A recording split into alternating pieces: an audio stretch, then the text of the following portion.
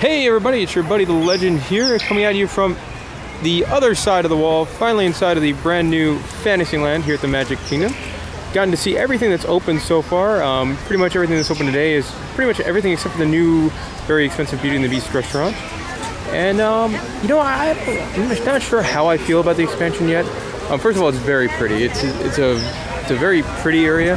Actually, I just got done with the Enchanted Tales with Belle, which is something I thought I was going to completely hate, but I actually kind of enjoyed it. It was a charming little show, and some of the effects they have are just really spectacular. Between the two animatronic figures and the magic portal, actually, cute little show.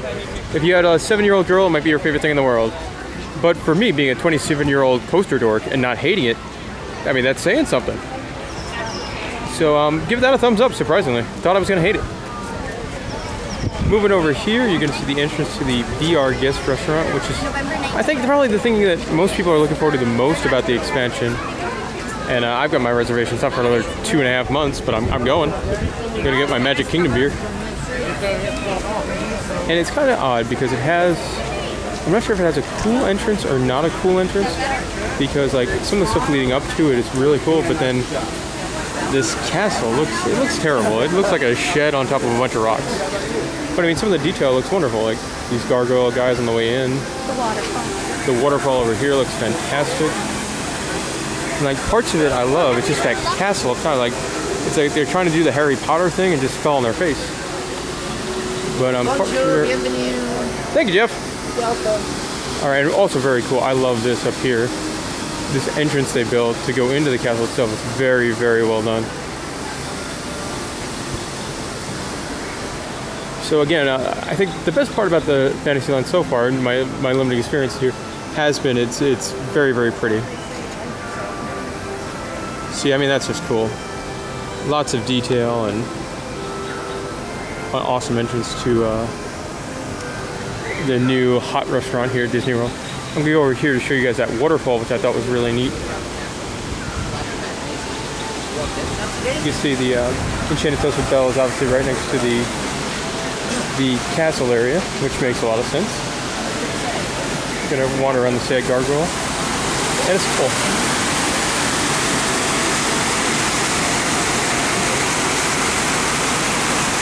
See, I mean, like that looks wonderful. And then there's the castle. Let's wander over to the village. Now, the most exciting part of all of Fantasyland is the Seven Dwarfs Mine Train Coaster, which won't be done for another 2 years or so, but for an exciting stuff for all you nerds out there. Coaster track, lift hill, yay! Come back in 2 years. This I just love. This is fantastic.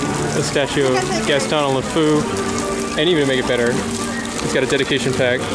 Tribute to Gaston, an extraordinary generous gift to the humble people of my village from me, Gaston. It's just fantastic. Great bronze work, looks wonderful. Out here in the village, earlier in the day, Gaston was meeting and greeting with guests, which I'm assuming will happen quite often because it is Gaston's Tavern in his village. Now over here on the inside the shop, they sell the LeFou's brew, roasted pork shanks and pastries, and I'm going to go inside and show you one of the rooms. Well, I'm hanging out here in Gaston's Tavern, which unfortunately does not serve alcohol, but they do serve this, which is called LeFou's brew, and it's if you've been to Cars Island and you've had Red Apple Freeze, it's the exact same thing, just with a new name. It looks like butterbeer, doesn't taste like butterbeer, is more expensive than butterbeer, not quite as good. And I got a chocolate croissant. Anyway, kind of neat in here. I really love this room in here. Of course, you got a giant portrait of Gaston himself. You got a fireplace effect, and just like in the song, he used antlers in all of his decorating, like and even in the chandelier over here. That's pretty cool.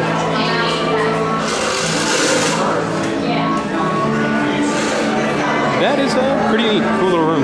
Well, one thing, there's not a lot of tables in here, so I imagine tables are going to be at a premium. Stepping inside the other part of the village now is Bonjour Village Gifts, which has some really interesting, unique pieces of merchandise. Not really for me, but I can see how people would love them. Like they've got these great china plates, coasters, really cool wine glasses if you're a wino. And just some really cool stuff if you're a fan of Beauty and the Beast and fancy coloring. Be all for you. Then you got some more standard stuff that you see at a lot of other places, like that kind of stuff over here. Really an interesting little store. It's got a new store smell, which I don't know if that makes any sense. They've got all sorts of pillows on this side, and some standard stuff that you see other places, like the swords and the knife. One thing I like over here. I'm trying to find my way through the people. They've got this. A Gaston's Tavern t-shirt with Gaston on the back. I thought that was very, very cool. Over there, for some reason, is a portrait of Phil Holmes, who has been the vice president of Magic Kingdom for plenty of years. Here we got some more really cool stuff. The guys who showed you outside the castle, well, here's a candle holder, or I'm guessing you might be able to put a beer on there if you want to do that. And they got a really cool picture frame as well. Forbidden Mountain. Some really neat stuff. Anyway, That's not even I it. think that's pretty much all the unique stuff. But if you're into Beauty and the Beast, you can spend a lot of money in this store. One last thing over here is these light-up glasses that are kind of neat as well. Some cool merchandise, which is nice. I was afraid that something like this would open and it would be the same generic princess crap you see in every store, but I'm very happy that they didn't do that. Well, I'm here in a very long line for Enchanted Tales with Belle. It starts here and goes over there, and looks pretty long. It was posted about 50 minutes, so we'll see what it is. Actually, hopefully it's not 50 minutes. I don't feel like waiting 50 minutes to meet a princess. Here you have the entrance to the Little Mermaid ride, and I have to say, this looks phenomenal. It is very, very well done. There's waterfalls and waterways and highly themed caves and a castle, and it's just really cool stuff. I mean, they knocked this one right out of the park. The ride, pretty much the exact same ride as you got in California, which is a good ride, but not a great ride. You know, it's a fun ride, it's cute, it's colorful. But the outside and the queue line is spectacular. Shockingly, something's actually better at Disney World than at Disneyland for the first time in years and years and years and years. Which is phenomenal. I'm going to take you through and show you some of the queue elements. There's an interactive element with some crabs and stuff that I haven't quite figured out yet. So I'm going to give that a look. And there's an animatronic scuttle and some very cool stuff. Let's wander in. Another shot of the waterfall and waterway over here. Highly themed water fountains. Alright, we're here in the interactive part of the queue, and there's a note. Dear friends, the storm mixed up our human stuff. The crabs need your help cleaning it up. If a crab brings out something that doesn't match the stuff around it, just point at it and the crab will take it away. Thanks, Ariel. Well, the problem is, when I'm reading this kind of stuff, I'm falling behind in line. Anyway, you can see some more of the detail and awesomeness that goes into the queue line.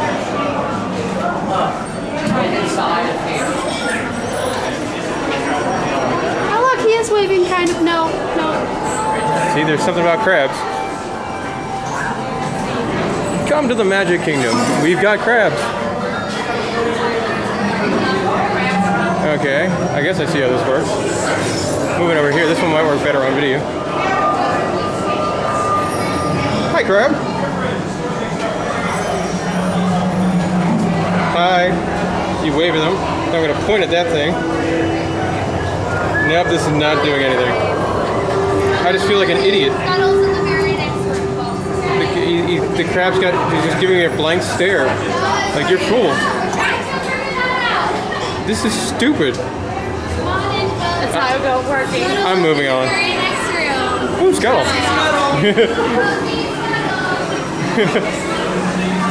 Scuttle's a bird. This is cool. This is one thing that this ride features way over the California version is that in there, it's themed to Paradise Pier. It doesn't really have this giant immersive queue line. But here in Florida, we get the benefit of these cool caves and all that. And with the caves come an extra animatronic figure. As you see here is Mr. Scuttle.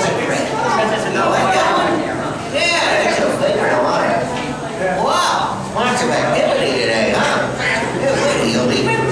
So long. See you later. What can you do for me? Hey, come on in. Yeah, I'm trying to play. Yeah. There's plenty of room. Come on in. Welcome. Make your jump at home.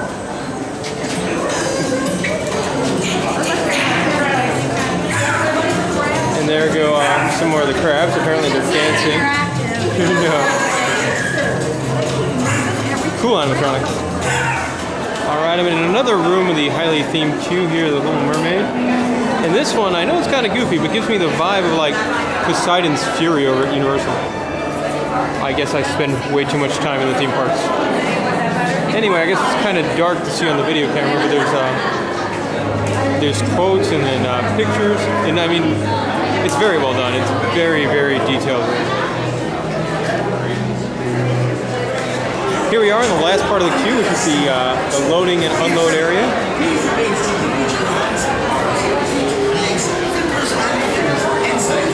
Again, very well done. If my camera doesn't want to focus, there we go. It doesn't like this part.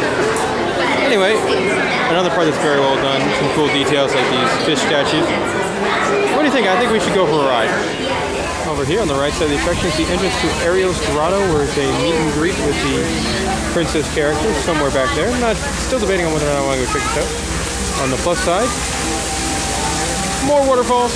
Over here we got another shot of the mine train. It's kind of awkward because in the middle of all this beautiful, beautiful brand new expansion is a big, giant, ugly construction site for what will eventually be a cool ride, but when they're going to hype up the brand new Fantasyland, it's going to be, you know, probably an eyesore for quite a bit of time. Now, the last part of the expansion over here is Storybook Circus, which, of course, it's been opening in phases for a couple of months now, but now it's completely 100% open.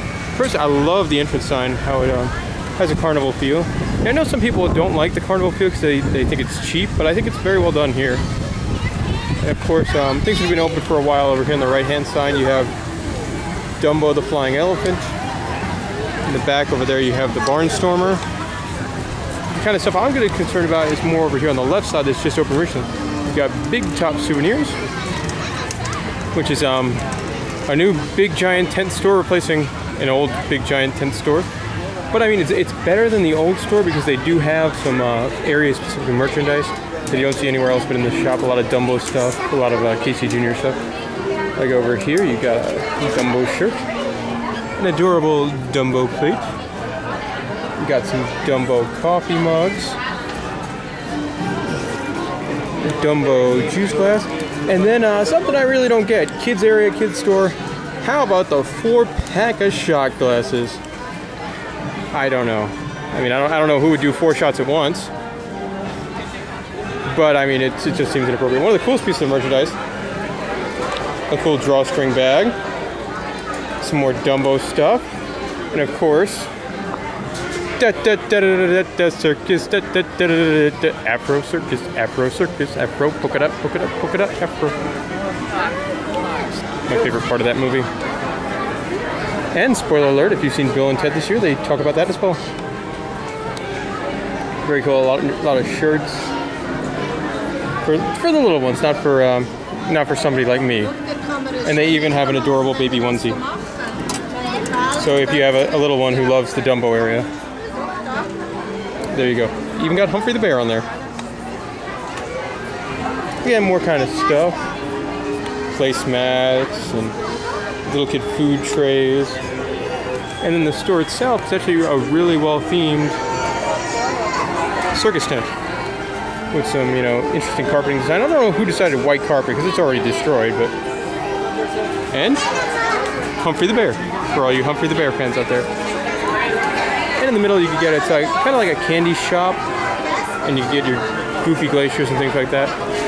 Now, besides the stuff in the front, it's more of a generic merchandise store, but it's well done, well done. Unfortunately, they don't have a Vinylmation trade box, which makes me sad, being a Vinylmation nerd. But pretty well done. Now, if you go out the back entrance here, you're going to go into the last part of Storybook Circus, which includes the Fast Pass distribution area for the Barnstormer and Dumbo. So if you've ever really wanted a Barnstormer Fast Pass, you can now pick one up. The Fast Passes are in that tent over there. You got Dumbo on one side and the Barnstormer on the other. But what I like over here is the Pete's Silly Sideshow, which is the new meet and greet area for Goofy, Donald, Daisy, and Minnie. And it's cool because you got this giant cutout of Pete, and then you hear his voice go over the loudspeaker here, acting like a carnival barker. I, the mighty Pete, have traveled the world and the globe to bring you the most amazing acts ever seen by man or beast. Anyway. See, I just think that's the coolest thing ever. A nice little touch. Also, well, I'm not big on character meet and greets. I love this. You've got to walk through Pete's mouth and to get in there. And then, of course, once you get inside, there's highly themed meet and greets for the those 4 characters. And that'll about do it for this video update. Been a lot of fun. I have to say, I'm not somebody that was looking particularly forward to New Fantasyland, and it did beat my expectations. It was nicer than I thought it would be. It's very large, and I did enjoy it more than I thought I would. That said, if you compare it to other theme park expansions of similar scale, things like Cars Land or the Wizarding World of Harry Potter, it's not even close. They don't have, it's a nice area, but it needs that e-ticket that the other ones have, and it just does not. And you can buy Mickey pretzels. Anyway, that'll do it for this video update. Be sure to check out In the Loop every Monday night at 8 o'clock. That's when we record live. If not, just search it on iTunes. Hit us up on Facebook, because I'm in the parks all the time, always posting pictures, construction updates, all the latest and greatest. That's facebook.com/coastercrew. For the legend, I am out.